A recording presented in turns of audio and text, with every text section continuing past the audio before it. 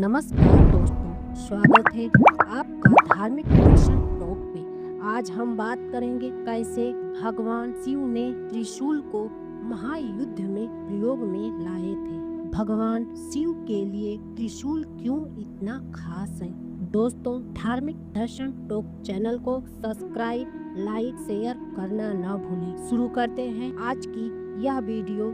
महायुद्ध का दूसरा अध्याय। समय के शुरुआत में भगवान श्री हरि विष्णु किन्हीं कारणों से धर्म के पुत्र के रूप में जन्मे।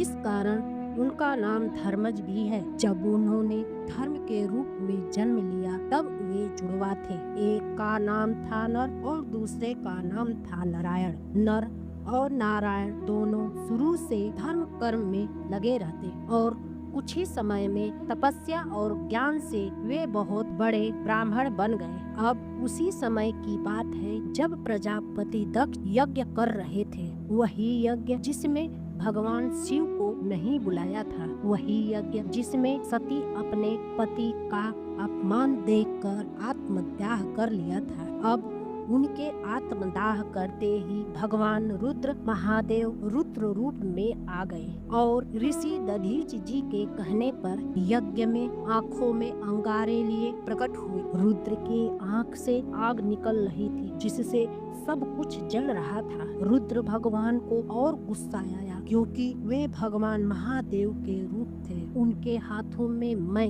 यानी त्रिशूल विजय प्रकट हो गया। रुद्र भगवान के हाथों में मैं पूरा जलने लगा। आसमान तक लपटें मेरे तन से निकलने लगी और उन्होंने मुझे दक्ष के यज्ञ के विनाश करने के लिए फेंक दिया। मैं पूरी गति और ऊर्जा के साथ उनके तरफ बढ़ा, लेकिन सामने बैठे थे नर और नारायण। मेरी गति इतनी थी कि मैं सीधे नारायण के सीने में जाकर धंस गया। अब एक तो मैं भगवान शिव का आया, ऊपर से रुद्र ने मुझे गुस्से से फेंका था।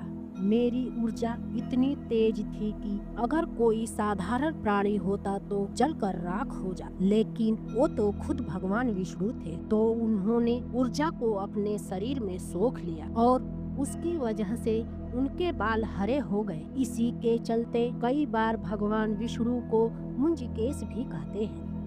नारायण के हूँ कहते ही मेरी सारी शक्ति खत्म हो गई। नारायण ने अपने हाथों से अपने सीने से मुझे निकाला और भगवान रुद्र की तरफ फेंक दिया। मैं उनके हाथों में वापस आ गया। कौन है जो इतना दुस्साहस कर रहा है? मैं धर्मपुत्र नारायण हूँ और मैं इनका जुड़वा भाई नर। तुम दोनों मेरे रास्ते से हट जाओ। हम तो सामने थे भी नहीं, फिर भी आपने मेरे भाता पर प्रहार किया।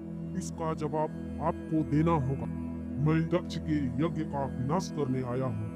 मेरे रास्ते से हट जाओ। जब नर और नारायण ने देखा कि भगवान रुद्र मान ही नहीं रहे हैं तो उन्होंने मंत्र पढ़ना शुरू किया। उस मंत्र की शक्ति से नारायण का शरीर रुद्र के बराबर हो गया और उनकी आंखों से ज्वाला फूटने लगी।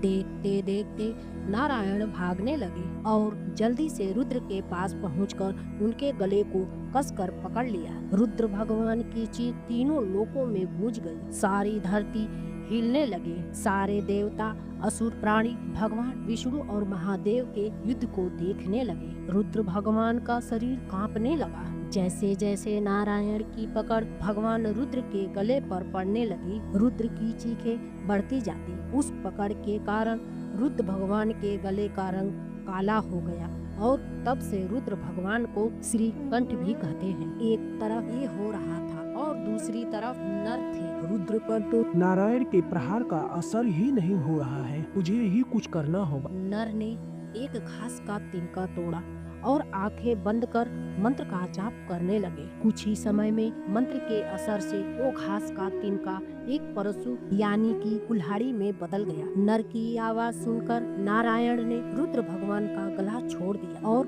पीछे हट गए। उनके पीछे हटते ही नर ने वो परशु रुद्र भगवान के ऊपर फेंक दिया। आग की तरह जलता हुआ वह परशु सीधे रुद्र भगवान की छाती से टकराया। एक बहुत जोर की आवाज आई जिससे लगा आसमान फट जाएगा। उसके बाद सबने देखा भगवान रुद्र वैसे के वैसे खड़े हैं, उस परशु के टुकड़े जमीन पर। इस कारण से महादेव को खंड परशु भी कहते हैं। नारायण पर तो इसका कुछ असर ही नहीं हुआ।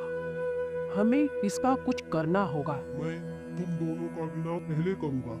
रुद्र भगवान का गुस्सा और बढ़ गया और वे नर नारायण के साथ युद्ध करने लगे। पूरी सृष्टि नष्ट होने लगी। एक जगत के पालनहार और एक जगत के विनाशक, दोनों के युद्ध से हर प्राणी त्राहिमाम कर उठा। सृष्टि का संतुलन बिगड़ने लगा। पूरे ब्रह्मांड में आतंक छा गया। उनके प्रहारों से पृथ्वी जलने लगी। प्रलय आ गया। वेद गायब होने लगे। कुछ ही देर में उसका असर ब्रह्मलोक में भी हुआ और ब्रह्मदेव जो अपने ध्यान में लीन थे अचानक से जाग उठे। उन्होंने आंख खोल करके देखा तो पूरी सृष्टि में आग लगी हुई, कहीं भी जल का नामो निशान नहीं था। तब तक सारे देवता वहां आ गए थे। ब्रह्मदेव कुछ करिए। भगवान रुद्र और नर नारायण के युद्ध में कुछ भी बचाने लायक नहीं रहेगा। सब विनाश हो जाएगा। ब्रह्मदेव तुरंत देवताओं के साथ वहां पहुंचे जहां ये युद्ध हो रहा था। उन्होंने अपनी शक्ति से शरीर को विशाल किया और रुद्र भगवान और नर नारायण के बीच में खड़े हो गए। रुद्र उन पे प्रहार करने ही जा रहे थे कि चार चेहरों वाले ब्रह्मदेव ने हाथ दिए। हे महादेव, एक बार दूसरी तरफ नजर करके देखिए। तीनों लोकों में सब विनाश हो गया।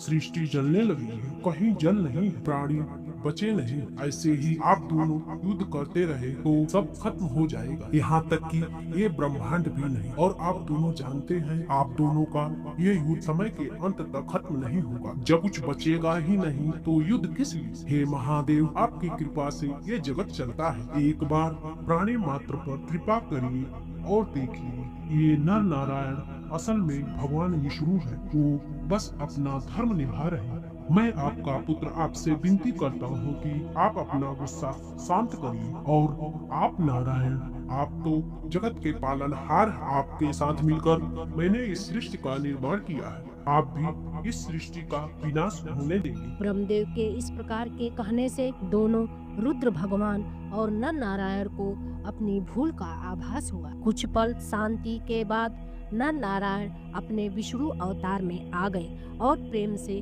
महादेव को देखने लगे। महादेव, जो भी आपको जानता है वो मुझे जानता है। जो आपसे प्रेम करता है वो मुझसे प्रेम करता है। आपका दुख मेरा दुख, मुझ में और आप में तो कोई अंतर ही नहीं। इसीलिए आपके त्रिशूल ने जो निशान मेरे सीने पर बनाया है वो एक सुंदर भंवर बनेगा और मेरी वजह से जो आपके गले पे निशान है वो आज से आप श्रीकंठ कहलाएंगे। इस प्रकार एक दूसरे से सलाह कर भगवान विष्णु अपने लोक को लौट गए और रुद्र भगवान अपनी लीला को जारी रखते हुए दक्ष से युद्ध करने लगे। इस युद्ध के अंत में भगवान विष्णु ने अपने सीने पर मेरे प्रहार का निशान रह जाने दिया, जो एक चक्र के रूप में है। दोस्तों, यह वीडियो आपको कैसी लगी?